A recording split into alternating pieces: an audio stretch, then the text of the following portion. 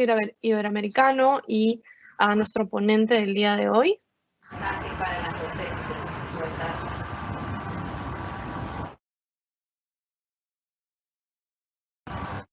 Les contamos un poco sobre el espacio iberoamericano del conocimiento. Fue creado en 2005 en la Cumbre de Salamanca.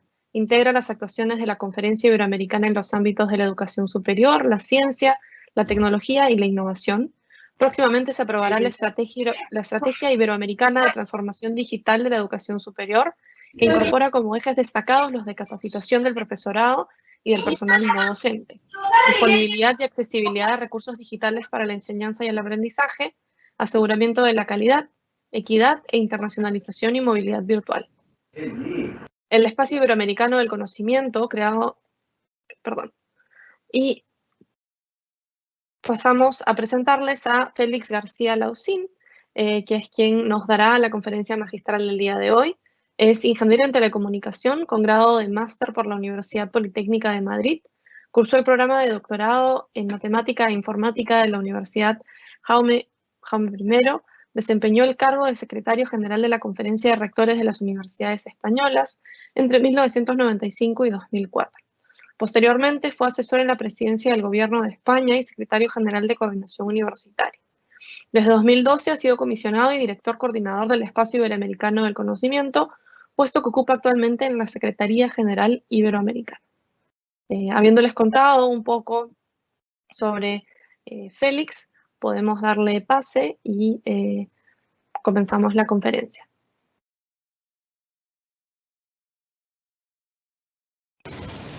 Muy bien, pues buenas tardes. Muchas gracias, Dominique, por la presentación. Entiendo que se me escucha, vamos, he activado el micrófono, todas estas cosas. Y bueno, con las buenas tardes que iniciaba, quería también felicitar al Ministerio de Educación del Perú y al resto de instituciones que han participado y participan de la organización de este primer Congreso Conectados. Felicitarles por la iniciativa, que me parece magnífica, y además por las cifras que conozco de registro, el resultado es espectacular.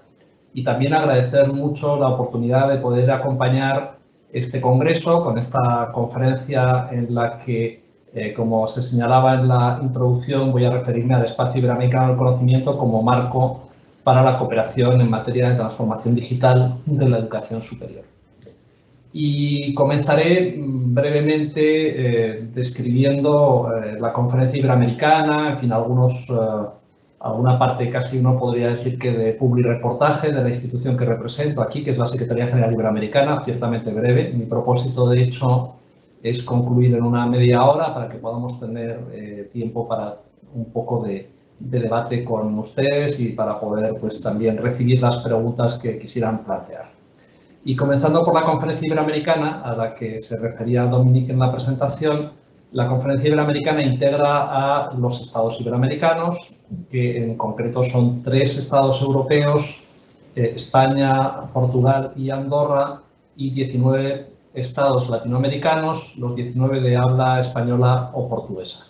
La Conferencia Iberoamericana se constituyó el año 1991 con la primera Cumbre Iberoamericana de Jefes de Estado y de Gobierno, que tuvo lugar en Guadalajara, México, y por tanto estaremos este año celebrando nuestro 30 aniversario, es decir, 30 años de cumbres iberoamericanas. Y la Secretaría General Iberoamericana, que es el organismo internacional al que represento y en el que soy director del Espacio Iberoamericano del Conocimiento, es un organismo que se crea a partir de un convenio, el Convenio de Santa Cruz de la Sierra, adoptado por los estados iberoamericanos en 2003, con el propósito de dotar a esta estructura de cooperación de una secretaría permanente que permitiera acompañar a los países en la organización de las cumbres iberoamericanas de jefes de Estado y de Gobierno, que en un principio tenían una periodicidad anual y ahora tienen una periodicidad bienal, y con ello en todo el proceso preparatorio, que incluye un número muy relevante de conferencias ministeriales, reuniones de ministros de los diferentes ámbitos sectoriales. La Secretaría General Iberoamericana también se encarga de hacer realidad la cooperación iberoamericana en el sentido de traducir los acuerdos que son tomados por los jefes de Estado y de Gobierno en cada una de estas cumbres en programas, actuaciones, actividades que plasmen esa cooperación. Y bueno, dicho esto, que es la parte que les anunciaba que iba a tener de presentación institucional sobre la Conferencia Iberoamericana y sobre la Secretaría General Iberoamericana, les hablaré ahora sobre el Espacio Iberoamericano del Conocimiento, que es el marco que les señalaba en el propio título de la intervención como marco adecuado para la cooperación en la transformación digital de la educación superior.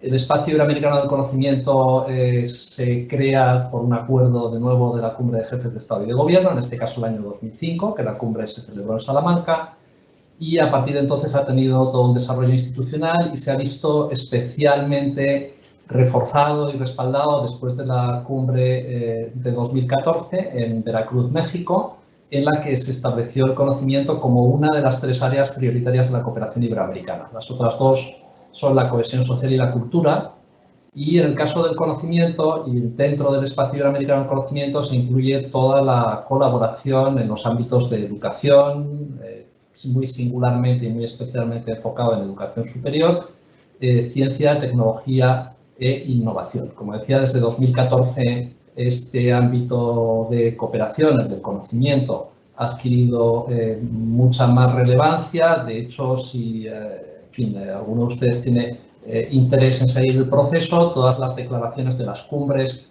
están disponibles en el portal de la Secretaría General Iberoamericana, que está en el dominio segic.org, y podrá seguir la evolución, y yo creo que valorará y coincidirán conmigo en que ha habido un avance importante en toda la articulación, ¿no? Que además cuenta, en lo que se refiere a lo institucional, con 2 reuniones de ministras, ministros y altas autoridades específicas, ¿no? En particular, para toda la acción del Espacio Iberoamericano del Conocimiento y en concreto para la preparación de las cumbres y después para la realización de los mandatos, se cuenta con una reunión de ministras, ministros y altas autoridades de educación superior, que se reúne bienalmente, al igual que las cumbres de jefes de Estado y de Gobierno, y con una reunión de ministras, ministros y altas autoridades de ciencia, tecnología e innovación, que igualmente se reúne con periodicidad bienal. La más reciente de ministros y ministras de educación superior tuvo lugar en la ciudad de La Habana en el mes de febrero del pasado año, los días 10 y 11 de febrero de 2020. Si ponemos en contexto, después de estos largos meses, año largo de pandemia que llevamos, era justo o más o menos un mes antes que la Organización Mundial de la Salud declarara la pandemia, y por tanto ese es el contexto en el que se realiza esta reunión. Como ven, fue una reunión presencial.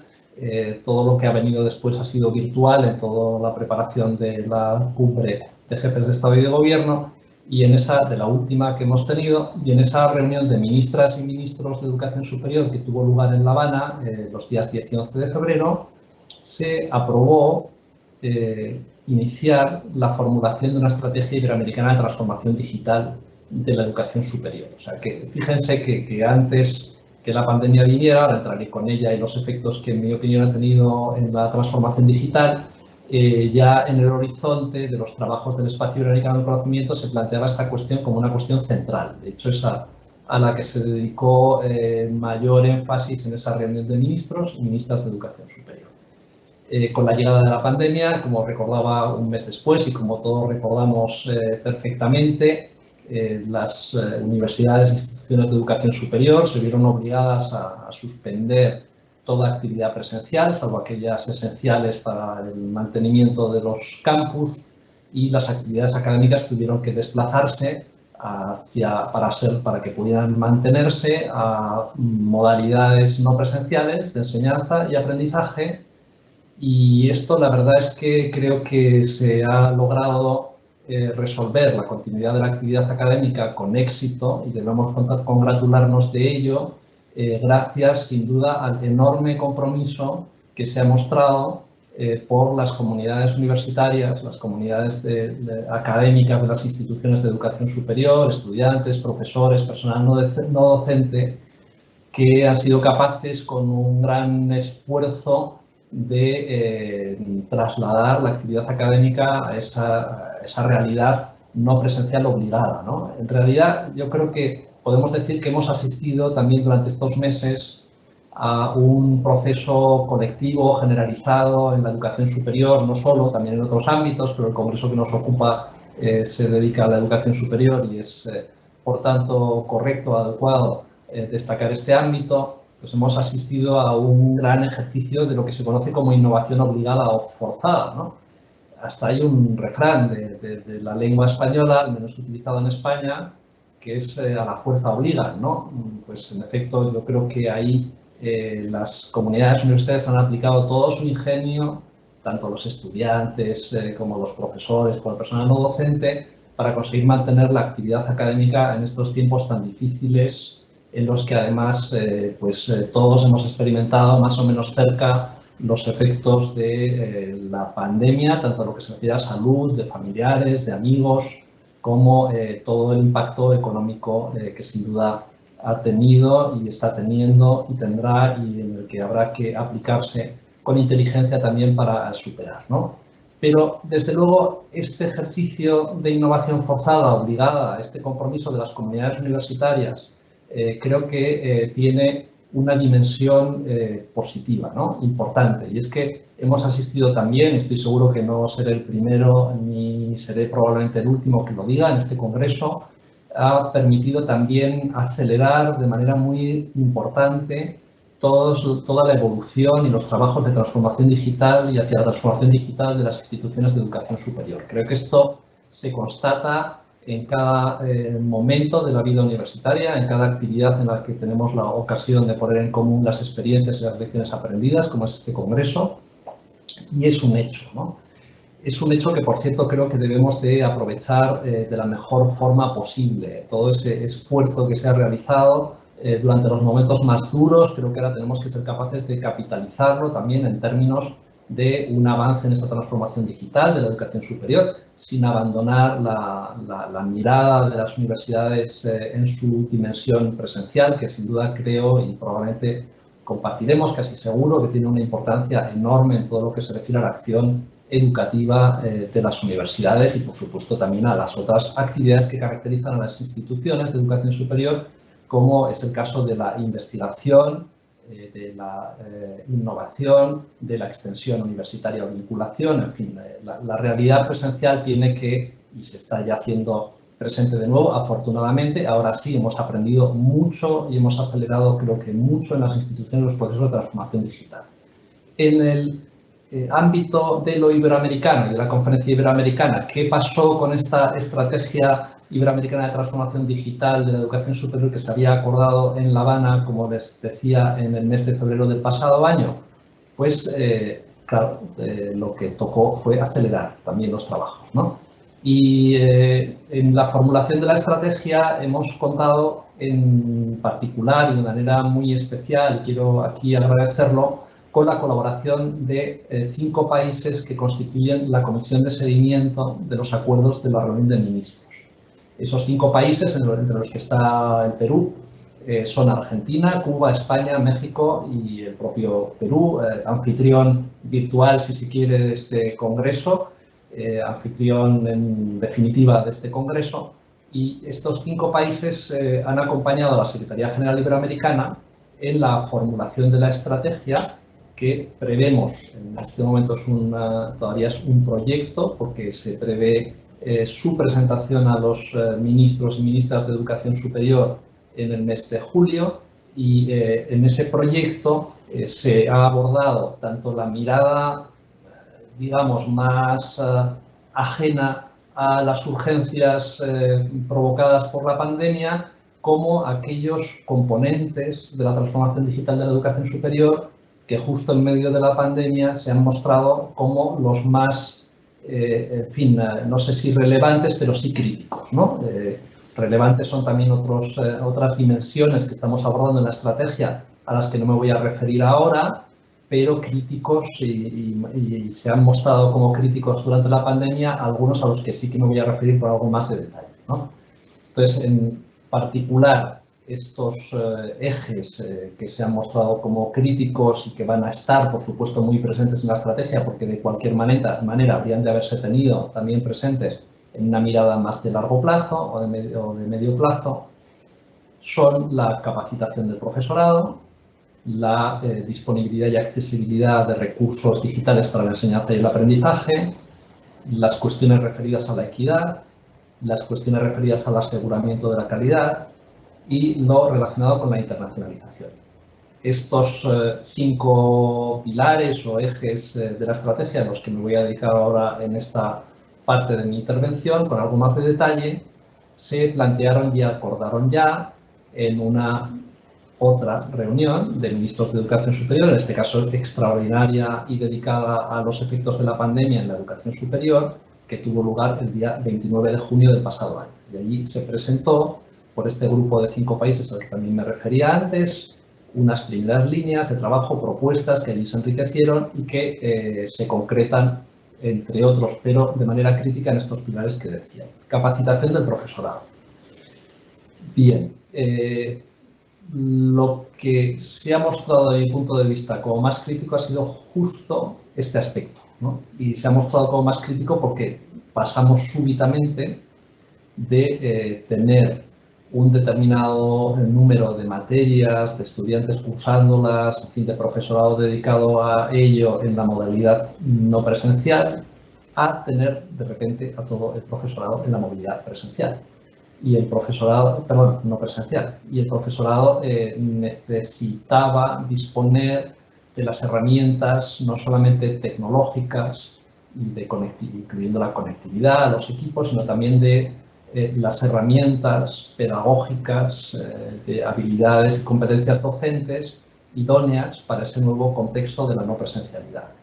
Aquí lo que sin duda creo que ha sido una manifestación también de la capacidad de las propias universidades ha sido la generación espontánea de mecanismos de solidaridad entre las instituciones de educación superior para favorecer y abrir la opción, los programas ya disponibles de capacitación en estas metodologías no presenciales a profesores y profesoras de otras instituciones.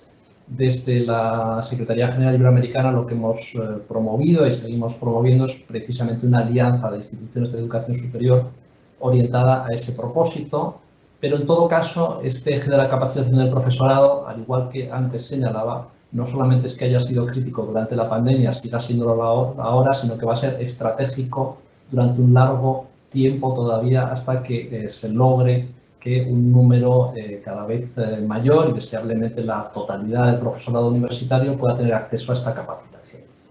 Aquí y en este campo hemos colaborado también en paralelo con una iniciativa que reúne a los vicerrectores y vicerrectoras o cargos equivalentes de las universidades en temas de tecnologías de la información y las comunicaciones, que es la iniciativa MetaRed, patrocinada por la Fundación Universia, en una herramienta de autoevaluación del profesorado, que permite que cualquier profesor o profesora pueda conocer, sin tener que exhibir los resultados, sino para su propio interés y también ubicación en relación con los requerimientos que tendría de mayor capacitación, pueda conocer el nivel de capacitación en metodologías de enseñanza no presencial. El siguiente eje, paso desde capacitación de profesorado, el siguiente eje al que me voy a referir es el de la disponibilidad y accesibilidad de recursos digitales, ¿no? Aquí igualmente la capacidad disponible no era la suficiente como para el salto desde un reparto donde el porcentaje de no presencialidad era bastante menor que el de presencialidad a una no presencialidad total. El paso ha hecho que se precisaran muchos más materiales y recursos digitales para la enseñanza y el aprendizaje. Ha habido aquí también pues, el mejor aprovechamiento de lo disponible, igualmente en un ejercicio de solidaridad y de cooperación entre las instituciones de educación superior favorecido por los gobiernos, además de por las propias instituciones. Y ha habido también pues, mucho ingenio, ¿no? Por parte de cada profesor, de cada profesora, a la hora de generar los recursos suficientes como para poder garantizar la continuidad de la enseñanza de las materias en las que tenía responsabilidad. Pero sin duda esta es una dimensión que también ha llegado para quedarse, que va a estar aquí no solamente ahora, sino que para el medio y para el largo plazo. Y el propósito igualmente, o también aquí en este caso de la SEGIP, de la Secretaría General Iberoamericana, es contribuir a fomentar la producción de recursos mediante mecanismos colaborativos, la producción de recursos digitales, la puesta en común de los mismos para favorecer un acceso abierto a los mismos a través de repositorios de recursos digitales para la enseñanza y el aprendizaje, y también el intercambio de buenas prácticas y la aplicación de las mejores metodologías a la producción de estos recursos. El siguiente eje al que me voy a referir, de los 5 que les señalaba, es el de la equidad. Este es pues un eje que marca, yo diría, prácticamente todo, ¿no? En lo que se refiere al fin de las instituciones de educación superior, porque claro, de poco valdría que hiciéramos una labor excelente desde las instituciones de educación superior si luego resulta que está solamente al alcance de unos pocos, ¿no? Y sin duda la pandemia y el paso de la presencialidad a la no presencialidad ha hecho evidentes algunas brechas digitales que no se manifestaban con toda su rotundidad cuando no estábamos obligados a estar en esa no presencialidad generalizada, y esas brechas digitales han venido a reforzar, a intensificar determinadas situaciones de inequidad y otras brechas ya preexistentes, ¿no? Es una cuestión nada menor, de hecho creo que todavía estamos por conocer los efectos y los impactos reales de lo que ha representado la suspensión de las actividades presenciales en términos de impacto en aquellas personas de condición socioeconómica pues, más difícil, ya que muchos, insisto, aún las estadísticas no nos han acompañado lo suficiente.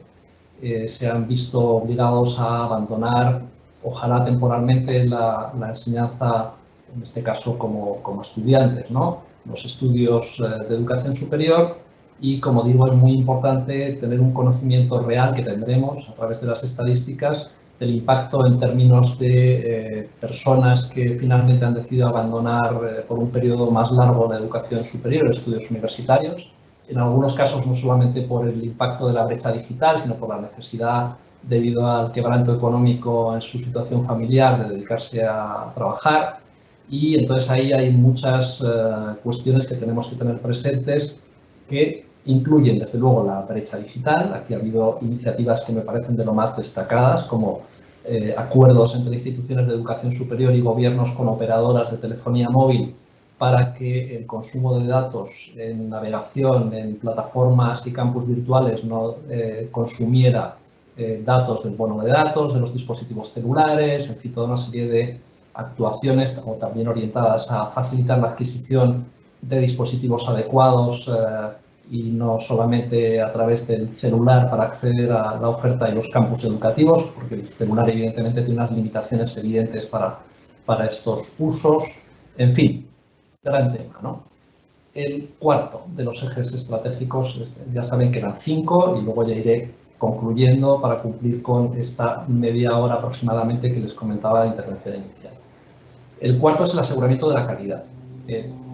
Bien, es cierto que la realidad es disímil entre unos países y otros, pero sin duda hay un avance claro, cada vez más claro, en términos de el papel del aseguramiento de la calidad y de las instituciones que lo cumplen en nuestros países.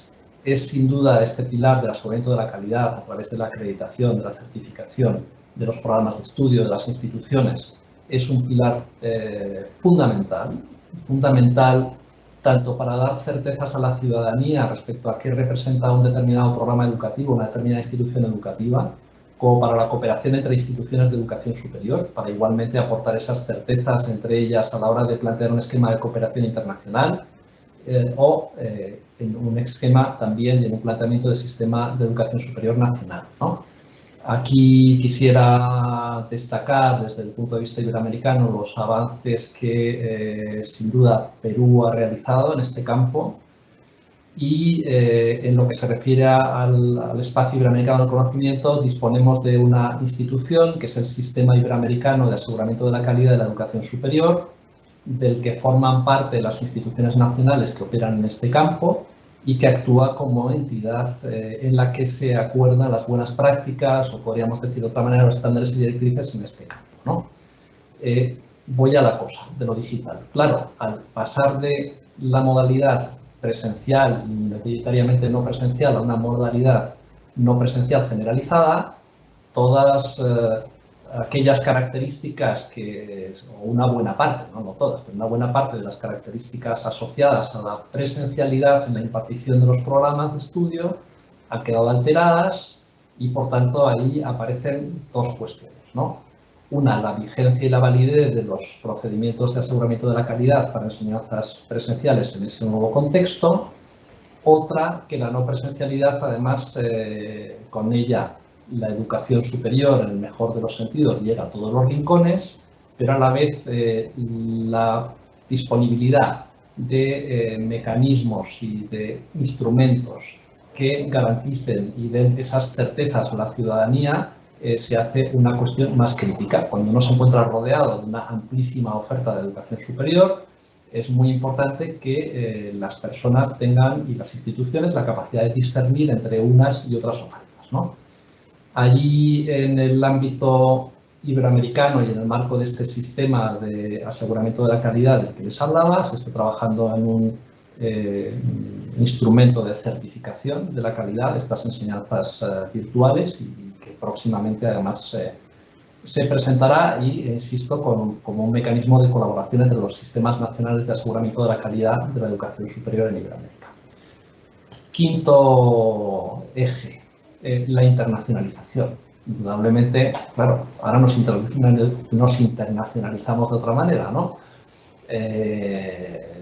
Fíjense, uno pasa el día saltando el Atlántico, ¿no? Pero en vez de hacerlo en un avión, lo hace en los cables y con los satélites y no presencialmente, ¿no? Esto también tiene un efecto claro en las universidades, en instituciones de educación superior. No es que vayan a suprimirse ya para siempre los programas de movilidad académica presencial, pero sí que es cierto que creo, es mi opinión, que vamos a hacer un uso mucho más intensivo también de las oportunidades de la movilidad virtual y de la internacionalización virtual, que, por cierto, van a ayudar a que a algunos casos o personas en las que podría hacerse más difícil, ¿no?, realizar una movilidad presencial puedan beneficiarse de la internacionalización de su currículum a partir justo de las ventajas de lo virtual. Aquí también hemos tenido un grupo de trabajo en el que hemos estado muy en colaboración con las propias universidades a través del Consejo Universitario Iberoamericano, que integra a las asociaciones nacionales de universidades de las principales redes regionales. Por Perú, la ANUP, que es coorganizadora de este congreso Conectados, forma parte del Consejo Universitario Iberoamericano, y se está promoviendo un programa iberoamericano de movilidad virtual y se está también actuando en todo lo relacionado con la puesta en marcha de este programa y la generación de espacios y herramientas para la colaboración en la internacionalización virtual entre las instituciones de educación superior. Y con esto les he dado algunos datos de estos 5 ejes, que son a la vez estructurales, pero también se habían mostrado como críticos durante la emergencia académica.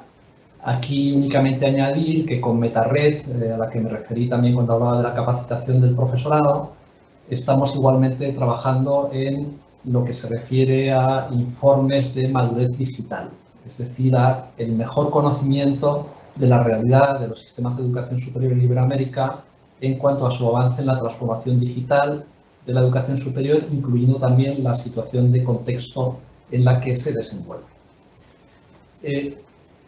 Bueno, todo esto es, bueno, no todo esto, pero esto es una parte, yo creo que representativa de los trabajos que estamos haciendo en la Estrategia Iberoamericana de Transformación Digital de la Educación Superior.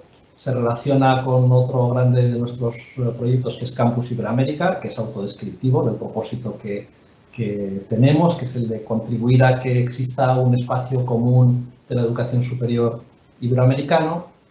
Y bueno, y en adelante lo que tenemos es, como les decía, la próxima presentación de la propuesta de estrategia en el contexto de una reunión extraordinaria de ministros y ministras de Educación Superior, que esperamos tenga lugar en el mes de julio, y a partir de ahí, pues todo el desarrollo de la estrategia, que esperamos que contribuya, pues desde luego, a que los sistemas de educación superior iberoamericanos puedan avanzar a buen ritmo en su transformación digital, con esa mirada que no abandona lo presencial, pero sí aprovecha al máximo las ventajas de lo no presencial. Me quedo aquí cumplo la media hora, creo aproximadamente en este momento. Termino como comenzaba, ¿no? En primer lugar, agradeciendo una vez más al Ministerio de Educación la amabilidad y la oportunidad que nos ha brindado de poder estar aquí y además ahora abrir un momento de diálogo con todos ustedes. Y a todos ustedes, pues lo que ahora corresponde, después de este tiempo de mi intervención, agradecerles su atención y aquí quedo pues, muy atento a sus preguntas. Muchísimas gracias. Genial, Félix. Muchísimas gracias por la presentación. Efectivamente, hemos tenido muchos docentes conectados y por eso también tenemos una diversidad de preguntas. Entonces, aprovechando que nos quedan unos minutos, tal vez busquemos responder algunas de estas preguntas. Vamos a ver para cuántas nos dé el tiempo. Hay varias que tratan sobre el mismo tema, entonces tal vez voy a hacer una pregunta general sobre este. Es que en el Perú hay muchas zonas rurales donde no llegan, pues, todas las señales de las telecomunicaciones, ¿no? Entonces, usted mismo ha mencionado, hay una brecha digital, hay una brecha de conectividad, y muchas de las preguntas refieren a qué se podría hacer en estos casos o cómo podríamos manejar que muchos de nuestros estudiantes y a la vez muchos docentes también no tienen una conectividad constante o no tienen conectividad del todo. Sí. Bueno, muchas gracias, Dominique. Sí, este es un tema crítico, ¿no? Que requiere inversión, básicamente, porque la verdad es que la posibilidad de conectividad existe, ¿no? Y por diferentes medios, en este momento yo creo que las operadoras pueden hacer llegar la conectividad, vamos, a cualquier lugar del planeta, ¿no? Otra cosa es el medio que se utiliza, sea cable, sea satélite, en fin, sea radio, pero esa capacidad, desde luego, en este momento existe, ¿no? Lo que hay es que realizar una inversión que las operadoras, es decir, el sector privado, pues que se rige además por mecanismos que no son necesariamente, y esto pues es así, ¿no? Los del interés público pues no realizan, porque pensemos en una zona rural, como tú te referías, donde hay pocas personas, entonces el uso de la infraestructura que hacen esas personas es pequeño, porque son pocos, y entonces la operadora no recibe unos ingresos correspondientes a un uso mayor de esa infraestructura y no llega a amortizarla nunca. Entonces, para que la operadora haga esa infraestructura tiene que haber una intervención desde lo público, ¿no? Entonces, en este terreno yo creo que es imprescindible actuaciones estratégicas que reúnan a los gobiernos, vamos, al sector público, junto con las instituciones de educación superior y que unan también los esfuerzos con una mirada regional de los multilaterales financieros, de las entidades multilaterales financieras, y que lleguen a acuerdos con el sector privado, ¿no? Yo me refería a uno antes respecto al consumo de datos, pero es distinto de lo que planteabas, ¿no? Igual que también hay que tener muy presente que la mayoría del acceso a Internet en la región se da a través de dispositivos móviles. Y como decía, los dispositivos móviles personales son obviamente los celulares, ¿no? Los celulares no son lo mejor para... Antes escuchaba cuando terminaba la presentación anterior hablar de, en fin, de laboratorios virtuales, ¿no? En fin, manejar un laboratorio virtual desde un celular no es fácil, ¿no? Bueno, ahí lo dejo.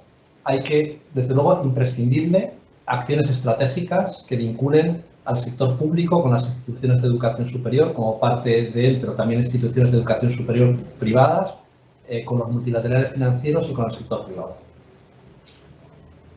Genial, Félix, muchísimas gracias. Nos preguntan también, la pregunta viene de uno de los participantes, se llama Guillermo, nos pregunta, ¿qué podemos aprender y aplicar a nuestra realidad las universidades de Latinoamérica de sus pares de España y Portugal? Bueno, pues, a ver, sus pares de España y Portugal son exactamente sus pares, ¿no? Y entonces, esto parece, hay una expresión que vengo repitiendo últimamente, ya que antes di un refrán español, ¿no? Al menos que se usa en España, que es decir, esto es de perogrullo, ¿no? De perogrullo se dice que es el que a la mano cerrada la llamaba puño, ¿no? Entonces, a ver, las universidades españolas y portuguesas son pares de las universidades latinoamericanas, ¿no? Se han enfrentado a las mismas dificultades y problemas que las latinoamericanas. Los han resuelto, pues en algunos casos partiendo de un punto inicial distinto, porque bien habían adelantado más o bien contaban más con más recursos iniciales, también económicos y de infraestructura y tecnología para poder abordar el reto, pero yo diría que tanto en España y Portugal como en América Latina hay instituciones e instituciones, ¿no? O sea, que las asimetrías no se dan solamente entre países, sino dentro de cada país entre instituciones, ¿no? Lo que yo creo que es importante es que aprendamos todos de todos, ¿no? Porque en América Latina hay ejemplos magníficos de desempeño ante la situación, ¿no? He hablado antes de este acuerdo con las operadoras sobre el no consumo de datos para navegación en los campus virtuales. Este es un acuerdo que se realizó en América Latina. En España y Portugal no tenemos este acuerdo. Es verdad que las estructuras de tarifas de datos son algo distintas, pero lo que se refiere a compartir recursos, hay grandes experiencias en América Latina también, ¿no? O sea, insisto, claro, no he respondido a la pregunta exactamente con el qué podemos aprender, porque yo lo que creo es que todos debemos aprender de todos. Es decir, que las universidades españolas y portuguesas y de Andorra, la Universidad de Andorra tienen mucho que aprender de sus pares latinoamericanas y las latinoamericanas de las españolas, sinceramente, mi opinión sobre esto. Excelente, muchísimas gracias. Pasando a otro tema del que hemos conversado, usted mencionó pues un poco la movilidad virtual y esta internacionalización nueva a la que nos estamos enfrentando. Nos preguntan, es una pregunta bastante puntual y la han hecho en más de una oportunidad, si hay algún tipo de intercambio, conferencias, seminarios para docentes entre las universidades latinoamericanas y los pares que ustedes manejan. Sí, claro. O sea, a ver, hay desde... Lo que yo no sé es si hemos logrado descender adecuadamente hasta los docentes, ¿no? Porque yo creo que al final también esa es una clave, ¿no? Hay como un tramo, ya que en fin, yo a veces digo, cuando me presentaba a Dominic, decías ingeniero de telecomunicación, y a veces digo medio en broma que lo fui en una vida anterior, ¿no? Pero esto es como la última milla de cuando conectas un cable, ¿no? Y entonces lo que me pregunto es si hemos acertado, y entonces yo creo que probablemente no en toda medida, en la participación directa de los docentes en los mecanismos de cooperación que hay entre universidades iberoamericanas, ¿no? Porque, fíjense, o sea, tenemos, yo me refería a él, ¿no? Hay una instancia que es el Consejo Universitario Iberoamericano que reúne las asociaciones nacionales de rectores. Luego, en el caso de Perú está la NUP. Claro, el NUP integra las universidades públicas peruanas, también la SUP está vinculada, en fin. Pero el último tramo, como digo, hasta el docente, creo que no lo tenemos resuelto. Igual que está el Consejo Universitario Iberoamericano, hay redes de universidades, un número importante de redes de universidades que agrupan a universidades de uno y otro lado. Esas redes es verdad que no tienen una cobertura total en el sentido que no están todas las instituciones universitarias de la región, pero es un entramado bastante rico, ¿no? Me viene a la cabeza varias, me viene CINDA, me viene la UDUAL, por supuesto, me viene la UGM, que es una regional latinoamericana, me viene el Grupo Compostela, en fin, me podrían venir y seguir viniendo nombres de redes, ¿no? Pero me anoto casi como reto cómo conseguimos llegar hasta los docentes, ¿no? Yo creo que ahí lo que deberíamos de concebir, y estoy pensando junto con ustedes, en particular con la persona que hacía la pregunta, es que deberíamos de generar más plataformas y medios que permitan relacionarse directamente a los docentes, sin necesidad de pasar por esta topología de red, esta estructura de red que tiene todos estos nodos por el camino, ¿no? Ahí lo dejo. Lo vamos a tomar como reto, desde luego, de la Secretaría General Iberoamericana y espero que les podamos dar noticia de alguna iniciativa pronto porque ciertamente me parece muy bien visto. Muchas gracias. Genial, genial. Tengo una pregunta más acá que nos han dejado los participantes. A ver qué aporte nos puede brindar. Nos preguntan cómo se debe capacitar a los docentes en sus especialidades, dado que algunas carreras están en constante cambio y requiere actualizarse periódicamente. ¿Qué estrategias se debería adoptar para ello, considerando que los recursos económicos muchas veces son limitados? Bueno, pues ahí, claro, estamos hablando tal vez de dos tipos de capacitación, ¿no? Porque una es la capacitación en términos de competencias digitales, ¿no? Que esto es una cosa, evidentemente no es ajena a la evolución, porque la tecnología evoluciona y si nos hubieran hecho una capacitación en competencias digitales hace 10 años o 5 años, o casi diríamos hace 3, ¿no? Que fíjense con todas las plataformas que hay ahora de videoconferencia lo que hemos aprendido todos, ¿no? Tendríamos que habernos actualizado de cualquier manera, ¿no? Pero en todo caso, una cosa es la capacitación en competencias digitales, que es instrumental de lo que creo que plantea quien hace la pregunta, ¿no? Pues mire, yo creo que hay una responsabilidad relevantísima de cada una de las instituciones de educación superior. O sea, yo creo que al igual que todos entendemos hoy la educación no como algo que termina en la etapa en la que estamos por nuestra edad, en primaria, en secundaria, en la universidad, sino que es algo que tenemos que tener presente a lo largo de toda la vida para todos los profesionales, pues en el caso de los profesionales de la docencia, eso es un hecho también, ¿no? La capacitación ha de ser a lo largo de toda la vida. ¿Y quién es responsable de que eso se logre? Pues la actitud y la disposición del docente es básica, ¿no? Sin duda, porque esto igual ha existido siempre. O sea que, en fin, no voy a ir a una profesión concreta, pero yo creo que en todas se dan. O sea que el buen profesional siente como responsabilidad suya estar actualizado respecto de los últimos avances y conocimientos en su disciplina, ¿no? Pero hay una responsabilidad también institucional. Yo creo que las instituciones de educación superior tienen hoy más que nunca que reforzar sus capacidades de formación permanente y de oferta a lo largo de la vida para profesionales, y eso tiene que incluir muy destacadamente la de sus propios profesionales, que son sus docentes y su personal de administración y personal no docente.